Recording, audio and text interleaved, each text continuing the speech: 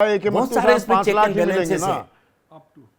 अगर उससे ऊपर तो नहीं जाएगा ना। नहीं वो तो मिलेगा ही मिलेगा। अगर अप टू 5 लाख, सपोज अगर कल को एसेट रिकवरी ज्यादा होती है तो वो ज्यादा भी मिल सकता है, ज्यादा भी मिल सकता है। तो अगर उसकी एसेट्स इतनी है।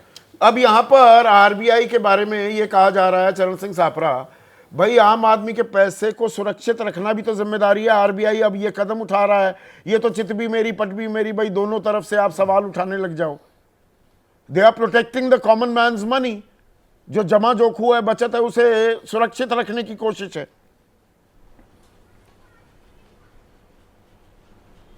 देखिए संदीप जी, हैरत की बात है, आपने खुद बताया है कि 80 बैंक जो है उनके लाइसेंस रद्द हुए, यानी 80 बैंक जो है वो अर्बन कोऑपरेटिव या रूरल कोऑपरेटिव बैंक जो है वो बंद हो चुके हैं।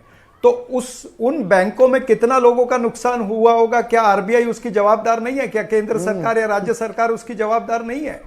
तो ये तमाम सारी बातें हैं। जब ये बैंकों के ऑडिट होते हैं, ये क्वार्टरली ऑडिट होते हैं जो आरबीआई मॉनिटर करती है, तो क्वार्टरली ऑडिट में क्या ऑडिटर्स को पता नहीं चल रहा था ये जो पैसों का गमन हो रहा है या कोई लॉसेस हो रहे हैं बैंक को, कोई नेगेटिव ग्रोथ हो रही है, तो ये एक दिन या कोई एक हफ्ते में नहीं होती है ना।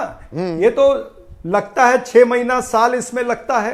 बैंक के विशेषज्ञ यहां पर बैठे, तो जो आरबीआई के ऑडिटर आते हैं, क्वार्टरली ऑडिट करते हैं, वो क्या सोए रहते हैं? यानी पैसा गमन करे मैनेजमेंट, डायरेक्टर गमन करे और ऑडिटर्स की साठगांठ हो, और उसका नुकसान या जुर्माना जो हो वो मिडिल क्लास या गरीब वर्ग उसका जुर्माना जो है वो भरे।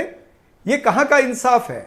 और यहां पर तो इस बैंक की जब बात हो रही है, तो मैं आपको बता दूं, अभी डिटेल में इंक्वायरी होनी चाहिए। देवेंद्र फडणवीस ने अगर कहा है, या केंद्र सरकार, मोदी सरकार अगर इसमें संजीदगी से इंक्वायरी करे, तो इसी बैंक में मैं आज आपके शो पे लाइव कह रहा हूं, इस बैंक के अंदर भारतीय जनता पार्टी के नेताओं का, विधायक का अकाउंट है और आरएसएस के लोगों के अकाउंट है। 15-15 करोड़ रुपया उन्होंने अपनी पत्नी के नाम पर या अपने नाम पर या अपने बिजनेस के लिए या कार लोन के लिए लिया है। 15 करोड़ रुपया एक विधायक ने। तो इसकी तहकीकात क्यों नहीं होनी चाहिए? भाई वो 15 करोड़ रुपया लेते हैं और बैंक को नुकसान होता है, और आम आदमी जो है वो कतार में खड़ा, लाइन में खड़ा है। ये शूट और ये सरकार जब अभी नाम बताइए, अगर आप ऐसे आरोप लगा रहे हैं, कौन है आरएसएस का वो पदाधिकारी या बीजेपी का नेता? उसे सार्वजनिक करिए। बिल्कुल इसकी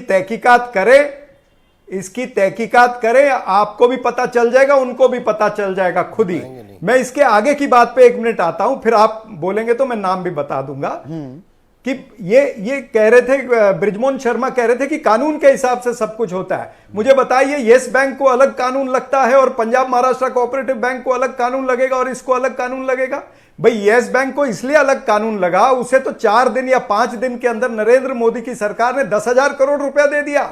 एसबीआई का एक कंसोर्शियम बना था जिसमें सरकार ने कई सारी फाइनेंशियल इंस्टीट्यूशंस को इंक्लूड किया। 10,000 करोड़ रुपया 4 या 5 दिन में, और उस येस बैंक को फिर से खोल दिया, क्योंकि वो पूंजीपतियों का बैंक था, क्योंकि उसमें अडानी, अंबानी, पतंजलि और तमाम सारे पूंजीपतियों के अकाउंट थे। तो ये सरकार के कानून भी जो है वो अमीरों के लिए अलग हैं, गरीबों के लिए अलग है, या मिडिल क्लास के लिए अलग है। ये सूट बूट की सरकार है। जो श्री राहुल गांधी जी कहते थे वो बात सच है, वो आज सिद्ध हो रही है। आपने नाम बताया कि यहां पर जो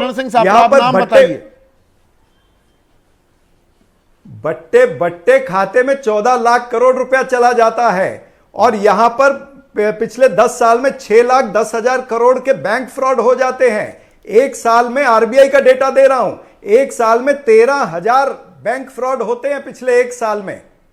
तो ये सरकार कर क्या रही है भाई? ये सरकार क्या कर रही है? सरकार की जवाबदेही तो हम तय करेंगे ही। अब नाम भी आपने, क्योंकि नाम का भी आपने कहा, मैं नाम भी बता दूंगा, तो बता दीजिए।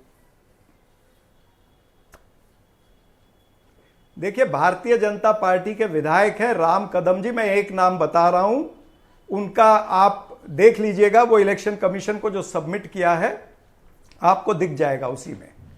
उन्होंने लोन लिया है, 15 करोड़ का लोन लिया है। सरकार करती है वो देखेंगे हम। तो यहां तो नाम भी ले दिया है, पर एक चीज, अभी 1 मिनट रुकिएगा चरण सिंह साहब। नहीं, आपने बिल्कुल, वो मैंने चुनौती दी, आपने स्वीकारी है, नाम दिया है। अब देखते हैं आगे कार्रवाई क्या होगी। लेकिन चरण सिंह साहब, एक मिनट में समझ गया। दुनिया बदल रही है और ये भारत के लिए ला रही है इन्फिनिट अवसर, जिसे हम कहते हैं मिनट इन्फिनिट। आइए आइडियाज ऑफ इंडिया के मंच पर समझे इसी मिनट इन्फिनिट को 21 और 22 फरवरी abplive.com पर।